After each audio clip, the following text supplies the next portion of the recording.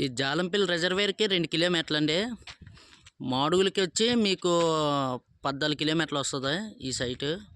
ఈ కాలువ గట్టు ఎప్పుడు కూడా 365 రోజులు వాటర్ పారుతూనే ఉంటది. ఈ కాలువనండి ఇలాగ ల్యాండ్ 8 ఎకరాల 28 సెంట్లు.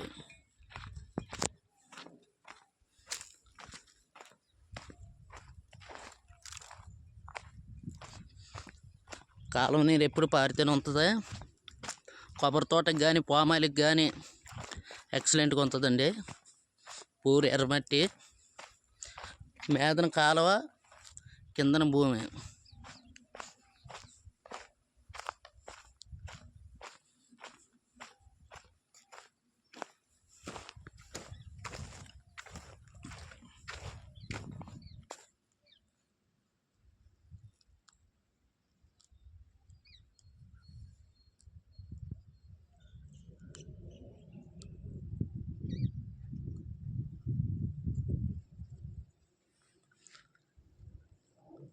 ఎకరా 25 లక్షలు చెప్తున్నారు. ఫైనల్గా కూర్చుంటాయి 22 తెగిపోవచ్చు. ఏరియా కూడా మంచి ఏరియా. పామాయిల్కి కానీ కొబ్బరికి కానీ ఎక్సలెంట్గా ఉంటుంది. మీకు ఇందులో అదర్ పంట కూడా ఇక్కడ మొక్కజొన్న, కొబ్బరి, పామాయిల్ కానీ వేసుకుంటే అదర్ పంట మొక్కజొన్న కానీ పుచ్చ తోటకు కూడా చాలామంది లీజుకి అడుగుతున్నారు.